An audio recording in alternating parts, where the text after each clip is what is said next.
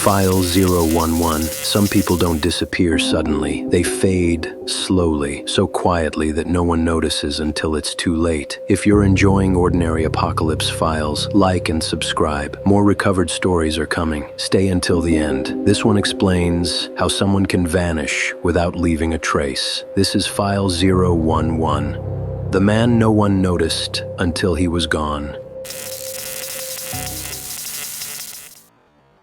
File 0111.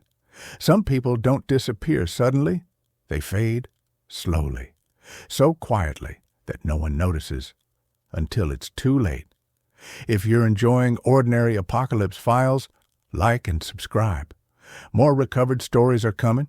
Stay until the end. This one explains how someone can vanish without leaving a trace.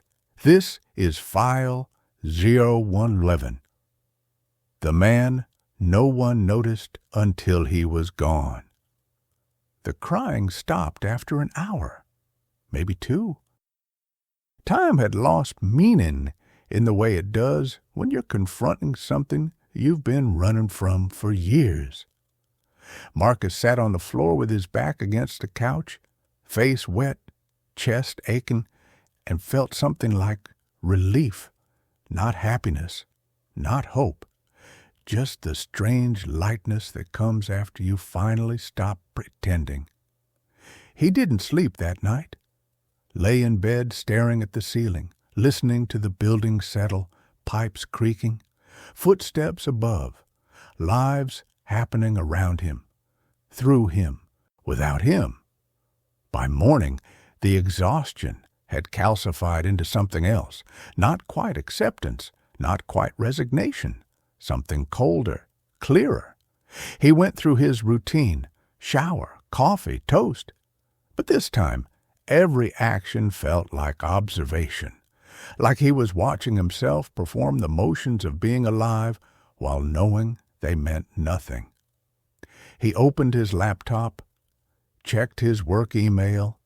7 new messages, 3 bug reports, 2 meeting invitations, 1 automated reminder about updating his password.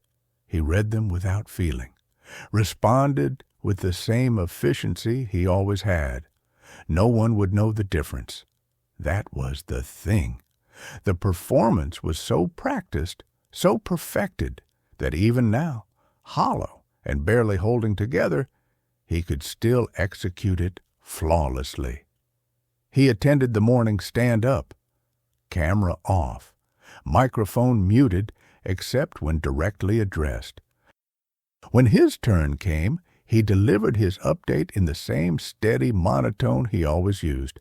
Completed tasks from yesterday, planned tasks for today.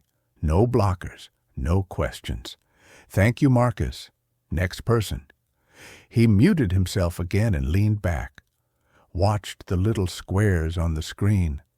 Faces, names, people who worked alongside him every day and knew absolutely nothing about him. Did they have families, hobbies, fears, dreams? He didn't know. Did they wonder the same about him? No. He was certain they didn't, because he had trained them not to, had spent years being so aggressively unremarkable that curiosity couldn't find purchase. He was the conversational equivalent of beige wallpaper, present, functional, forgotten the moment you looked away. The meeting ended. He closed the window, stared at his desktop background, a default image, mountains, blue sky, the kind of generic beauty that came pre-installed and required no effort. He hadn't even bothered to change a metaphor for something. The day passed. He worked, he ate, he existed in the mechanical way he had existed for months, years. But now there was a consciousness to it, an awareness that made everything feel heavier.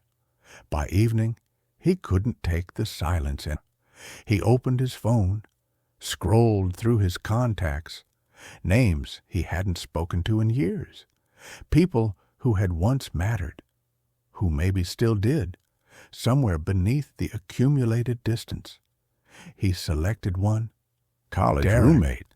They'd been close once, best friends even, stayed in touch for a few years after graduation. Then life happened, jobs, relationships, geography, the usual erosion. Marcus typed a message. "Hey, man, long time. Hope you're doing well. Been thinking about the old days. Would be good to catch up sometime." He stared at the words. They looked desperate, transparent, like someone reaching out because they had no one else, which was true. But admitting it felt worse than saying nothing. He deleted the message, tried again. "Hey, how's life treating you? Too casual, too fake. Deleted. Thinking about you. Miss the old crew. Too sentimental. Deleted." He gave up, put the phone down, pressed his palms against his eyes until he saw colors. What was the point? Even if Derek responded, and he probably wouldn't, what then? A polite exchange of pleasantries? An empty promise to grab coffee sometime? The same performance he'd been giving everyone else? No, Marcus was done performing. The next few days were strange. He continued working, continued existing. But there was a detachment now, like he was floating slightly outside his own body, watching himself go through the motions while knowing they didn't matter. He stopped caring about the quality of his work, not in an obvious way. He still completed his tasks, still met his deadlines, but the meticulousness that had once defined him, the triple-checking, the obsessive attention to detail, faded. Good enough became his standard. No one noticed. He started skipping meetings, just didn't show up, didn't send apologies, didn't offer explanations, let the invite sit unanswered in his calendar. No one followed up. He stopped responding to non-urgent emails. Let them pile up, marked them as read, and moved on. No one cared. It was a test, another experiment. How much could he withdraw before someone reached out? How invisible could he become before someone looked for him? The answer, apparently, was completely. 2 weeks passed, then 3. His performance reviews were automated, his paycheck deposited on schedule. The machine of employment continued running smoothly, whether he was engaged or just pretending. At home, things got worse. He stopped cleaning, let dishes pile up, let trash accumulate. The apartment, once his controlled, organized sanctuary, became a reflection of his internal state, cluttered, neglected, slowly collapsing in on itself. He stopped eating regular meals, grazed on whatever was easy, crackers, cereal, things that required no preparation, no thought. He stopped sleeping through the night, would wake at 2, 3, 4 in the morning with his heart racing and his chest tight. Panic attacks, probably, or his body's way of screaming what his mind couldn't articulate. I'm dying, not someday, now, slowly, in real time. He would sit up, turn on the light, try to ground himself in something real, but everything felt distant, untouchable, like he was already halfway gone and just waiting for the rest of himself to catch up. During one of these nights, he opened his laptop, navigated to his social media, looked at his last post, 4 months old, a photo of a sunset he'd taken from his window. Caption: sometimes you just need to stop and appreciate the beauty around you. 63 likes, 12 comments, all variations of beautiful, so true, love this. None of them from people who knew him. Not really, just casual acquaintances, digital spectators, people who consumed his curated moments and moved on. He scrolled through his feed, saw lives being lived, vacations, promotions, weddings, babies, celebrations, proof that the world was full and vibrant and moving forward. Without him, he closed the laptop, sat in the dark, thought about deleting everything, all his profiles, all his accounts, erasing the digital version of himself and seeing if anyone noticed. But what was the point? The digital version was already more real than he was. Might as well let it keep existing.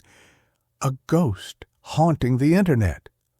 Proof that Marcus Hale had once been here, even if the actual Marcus Hale was fading fast. October became November. The days grew shorter. He stopped opening the blinds, stopped letting light in. The apartment existed in perpetual twilight, dim, gray, a cave where he could hide from the world that had already forgotten him.